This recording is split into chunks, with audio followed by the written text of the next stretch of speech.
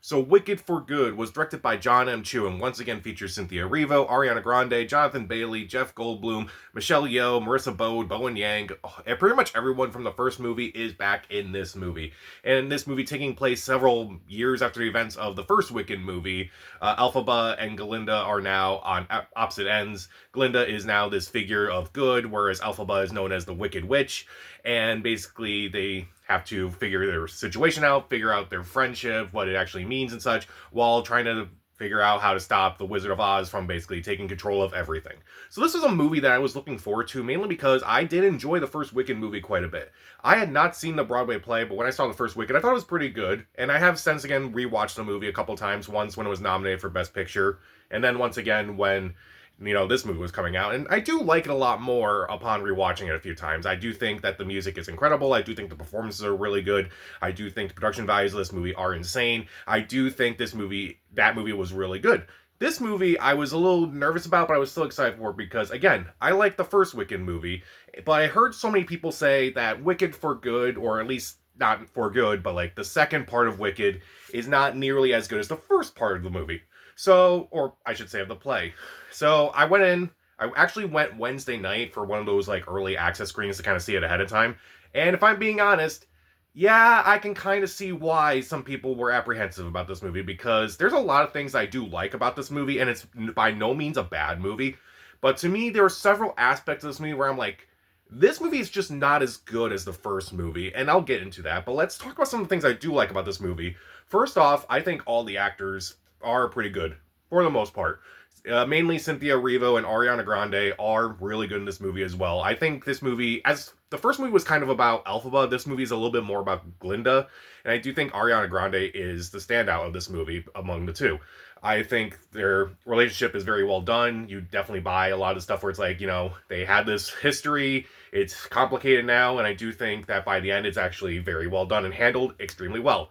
Among the supporting actors in this movie, I would say Jeff Goldblum surprised me as the Wizard. He only had a brief part in the first movie, and you definitely see a lot more of him in this movie. And I do think his character is very fascinating. I also think Jonathan Bailey is also pretty good as Fiyero in this movie. Also, as far as the production values in this movie, I think they're even better than the first Wicked movie because, at least with the first Wicked movie, the majority of the action takes place at the college and such, and you only get to see snippets of other places. But with this movie, you kind of see pretty much every land. You see the land of Oz, you see Emerald City, you see Munchkin Land, you see a whole bunch of different places, and a lot of it is like very well done. And I would say it's on par with maybe not on par with the original Wizard of Oz, but like definitely very close to it. This movie, it's one of those movies where it's like, I kind of want to walk around to see what this world is like. And if this movie isn't nominated for Best Production Design, I would be surprised. But every other aspect is very well done. The costumes, the makeup, the cinematography, it's all gorgeous. A lot of it is just very beautiful, and I would say it's actually better than the first movie in terms of that. Also, the music itself is still very solid for the most part. No Good Deed in particular, I felt that was the standout among all the musical numbers in this movie, and pretty much everyone else in this movie sings pretty well. I mean, with a couple of exceptions, but I'll talk about that. Also, the animal storyline, which initially I was kind of critical of in the first movie, I think it definitely holds up in the first movie quite a bit, and I think it's actually handled very well in this movie as well. And there are some moments in this movie where it's like, there's one that I think it kind of, I don't want to say it crosses a line, but I will say it's like, I don't know how to feel about this moment. It's like towards the beginning of Elphaba's new song, which I won't spoil, but it kind of reminded me of something from history, and I'm like, that's kind of interesting. And I feel like I don't know if they're going to go in depth with it a little bit more, but that's kind of interesting that they're even doing that. I don't know if it's obvious or if it's subtle enough. I think it's kind of close enough to being both. And also, there's some aspects of this movie where it's like, that's kind of interesting about how propaganda kind of works in this world. I do think that's very fascinating, and it's kind of eerily reminiscent of various things, unfortunately, but I do think that angle of this movie is very fascinating as well.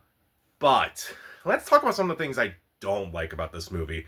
First off, there are a lot of character actions in this movie that just don't make sense. And I think a lot of the characters in this movie just do things that kind of don't really make a lot of sense. And there are moments where I'm like, does this betray your character a bit? I don't know if it does. But I think the majority of the characters, it's not like they're all just doing dumb things throughout the entire movie. There are just some moments where it's like, you could have done this a little differently, and I think it would have been a little bit better. But then again, I haven't seen the stage play, so I don't know what that's like. Again, I think some of the musical numbers, even though most of them are sung really well, there are some that I felt like the numbers themselves weren't as strong. Again, No Good Deed is really good. I would say For Good is actually pretty good itself, but it's kind of bland. But I get why they're doing it the way that they're doing it. But I felt like a lot of the musical numbers outside of those two, it's like there's not really much that's happening in these numbers. And at least with some of the other ones, there's always something happening. Like there's stuff happening in Dancing Through Life, No One Mourns for the Wicked, Defying Gravity, obviously. But this movie, I felt like they didn't go far enough with some of the musical numbers, unfortunately, and maybe because it's the nature of what's going on in this part of the story, maybe so. Also, there's some very awkward slapstick in this movie, like some that's pretty bad. Like one that was kind of fun, a fight scene between Elphaba and Glinda that was admittedly kind of funny, but there's some really awkward slapstick. Like there's a scene involving a wedding that kind of goes awry, and it it does not work for me. Like it becomes way too silly. Michelle Yeoh, I love Michelle Yeoh, but I think she was horribly miscast in these movies. Like she cannot sing. Obviously, everyone else in this movie can't sing. Obviously, Cynthia Erivo and Ariana Grande, but Michelle Yeoh, she can't. I'm sorry. I love her, but I felt like her character, as good as she is when she's acting, she just can't sing. Also, there are some casts where I felt like they could have been used a little bit better. Like they made a big deal that Coleman Domingo was voicing the Cowardly Lion, and it's like, okay, that's really cool. I like that actor. He's very wasted in this movie. Why is this the second movie that doesn't understand their use of Coleman Domingo? I don't get that. But I feel bad for him. So I also think that they could have used some actors a little bit more, like Marissa Bode could have been in this movie a little bit more, given the significance of her character in this second part. But I also think that, it's still mainly about, obviously, Cynthia Erivo's character. It's about Ariana Grande's character and how their relationship kind of plays out. Also, I don't know if this is good or bad, but like how they handle Dorothy Gale is very interesting to me, where it's like they don't actually show her face, but it's like, maybe it's that, I remember back when that movie Air came out, that Michael Jordan shoe movie, and they didn't show Michael Jordan at all in the entire movie, but the way they handled that, I thought was very lazy. It's like, I get why, but I also thought it was lazy. Maybe that's what the filmmakers behind Wicked for Good were thinking when they were casting Dorothy. It's like, no one can capture Judy Garland, as well as Judy Garland, obviously, so why even bother? And I think it's interesting. I don't know if it works out entirely well, but at least I was like, okay, that's fine. I'm not mad. But I will say there was a point in Wicked for Good where it's like, I was just kind of conflicted throughout the entire movie, where it's like, this actually is pretty good. I'm actually kind of enjoying myself, where I'm like, I don't know if I like that aspect. And I'm like, I don't think this movie is as strong as the first part of this movie. And I think that's kind of what a lot of people have said about the actual play itself. Whereas, like, the first part is really good. Pretty much everything up until Defying Gravity is great. Everything afterwards is fine. I think that's the best way to describe this movie. I think it's fine.